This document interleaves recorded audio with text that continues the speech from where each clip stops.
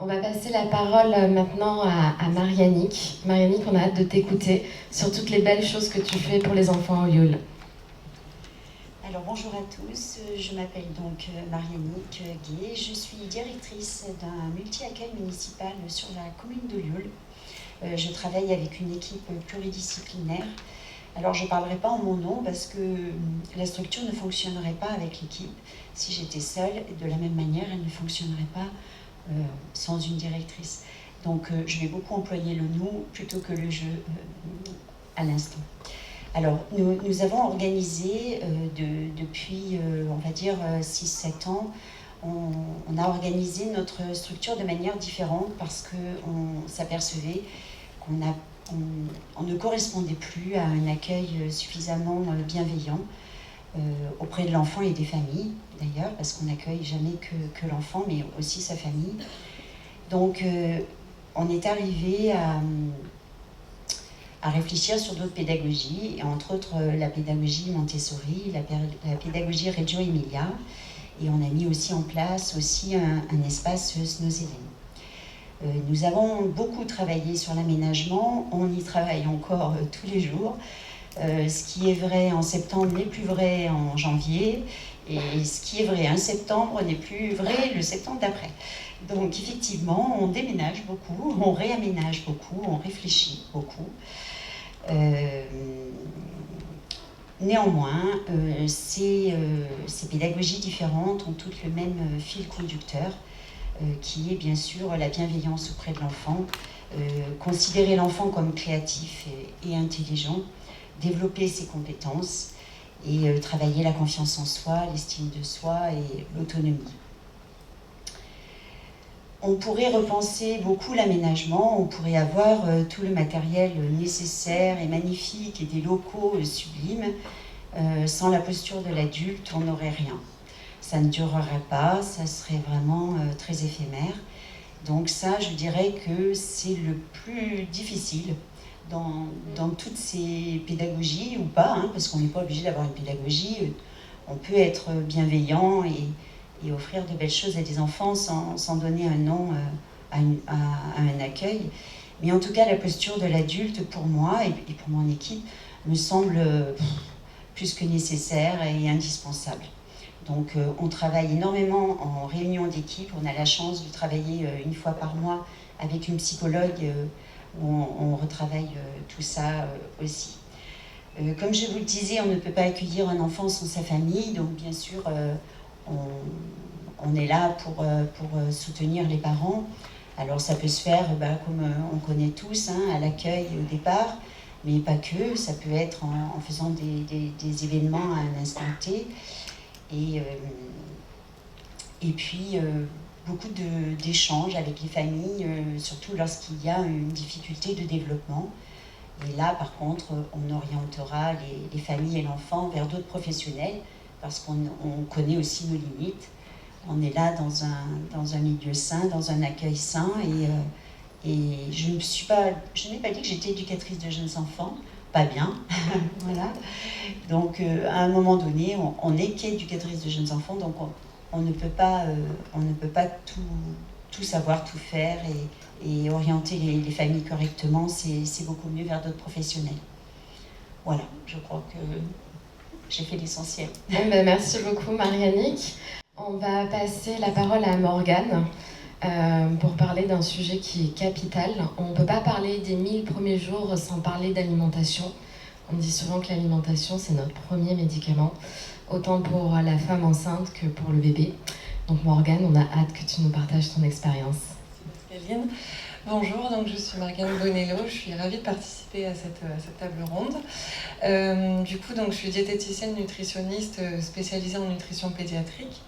Donc au quotidien, j'accompagne en fait les enfants et leurs familles dans l'apprentissage de l'alimentation avec une approche non restrictive pour mettre en place en fait une relation saine entre les aliments et l'enfant. J'ai commencé mon expérience professionnelle dans la commercialisation des produits infantiles dans l'industrie agroalimentaire, et j'étais confrontée régulièrement à la demande des parents sur l'alimentation de leur enfant en fait. Ils avaient beaucoup de demandes, ils ne savaient pas comment répondre à leurs questions. Et du coup, je trouvais ça fou. Je suis passée par la case maternité et j'ai compris qu'en fait, alors on ne peut pas dire qu'il y a un vide d'informations, mais c'est surtout qu'il y a énormément d'informations et qu'on ne sait plus trop où on doit aller en tant que parent, donc on ne sait plus ce qu'on doit faire. Donc c'est pour ça qu'il y a 1 an et demi à peu près, j'ai créé les petits mange-tout pour proposer en fait des espaces, des moments de prévention, d'information pour les parents, pour également les professionnels, notamment sur les structures de la petite enfance, pour pouvoir en fait informer et accompagner au mieux les enfants. Bien évidemment, les enfants sont intégrés aussi dans cette démarche par le biais d'ateliers culinaires, d'ateliers sensoriels, parce qu'en fait, ils ont besoin aussi d'apprendre ce que c'est l'alimentation. Ce n'est pas inné, ils ont besoin d'identifier les aliments, de comprendre, d'expérimenter, et donc du coup, ça passe par différentes étapes, et c'est important de les assimiler en tant que parents pour pouvoir les accompagner. Par rapport donc aux 1000 premiers jours, du coup, je vais faire un focus sur l'alimentation. Bien évidemment que l'alimentation va avoir un rôle sur le neurodéveloppement de l'enfant, mais pas que. Vraiment, les récentes études démontrent qu'il va avoir un impact sur différents domaines, notamment un qui est passionnant et je pense qu'on en a tous entendu parler dernièrement, c'est le microbiote intestinal. Donc du coup, un enfant in utero, il n'a pas de microbiote et en fait il va se créer au moment de l'accouchement, au moment de l'allaitement s'il y a, au moment de la diversification alimentaire. Et donc du coup, c'est important de pouvoir lui apporter ce qu'il a besoin à ce moment-là, parce que le microbiote est vraiment en corrélation directe avec la santé future de l'enfant. Et il va se créer du coup sur les 3 premières années, donc c'est en lien avec les 1000 premiers jours. Donc c'est important de prendre conscience de ça. Et aujourd'hui, le microbiote, on fait beaucoup de liens avec donc l'immunité, avec tous les troubles digestifs qu'il peut avoir aujourd'hui. Donc c'est important de connaître l'impact de l'alimentation par rapport au microbiote. Il y a un autre domaine aussi que je trouve très intéressant, qui est la construction du goût de l'enfant, qui va se faire vraiment sur les 1000 premiers jours, sur les premières années de vie. Et ça commence in utero.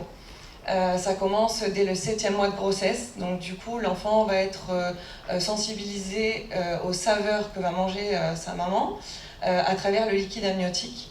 Et donc on va pouvoir travailler dès le début, et c'est d'où l'importance, comme tu disais, de l'alimentation de la femme enceinte, parce que certes il y a le besoin nutritionnel par rapport à l'enfant, mais c'est aussi pouvoir commencer à travailler le goût au niveau de la grossesse.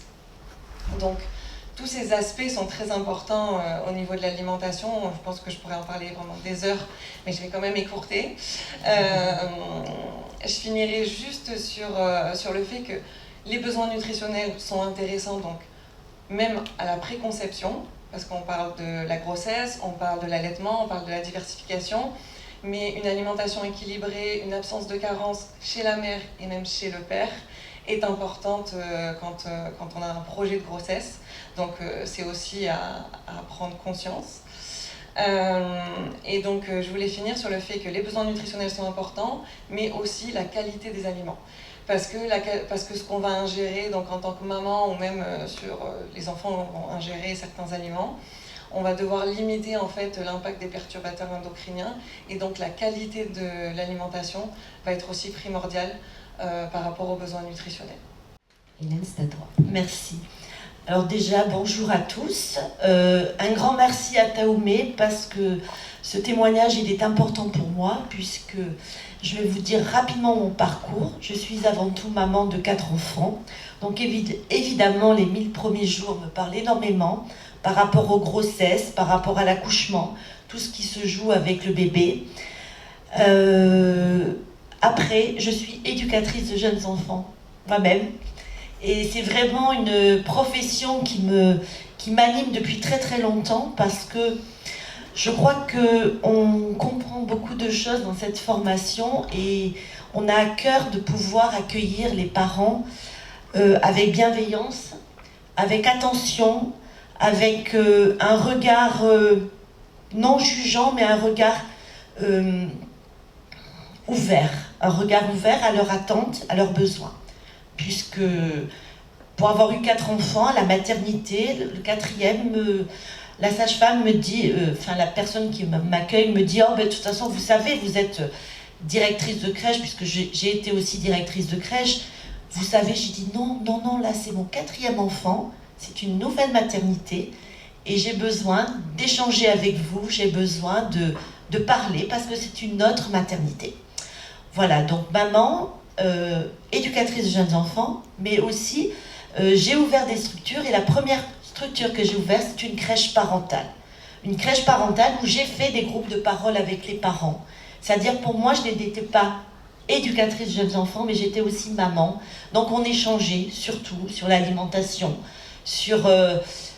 on se posait des questions, parce qu'on ne naît pas parent, mais on devient parent. Voilà, donc les 1000 premiers jours, pourquoi ça m'intéresse et pourquoi merci à Florence, la présidente de l'association, de m'avoir intégrée à ce projet de forum, parce qu'actuellement, donc moi je termine mon expérience professionnelle avec des étudiants, puisque je suis actuellement formatrice à la Croix-Rouge à Olioul, et j'interviens sur les premières, 2e et 3e années, et j'ai en référence les 3e années.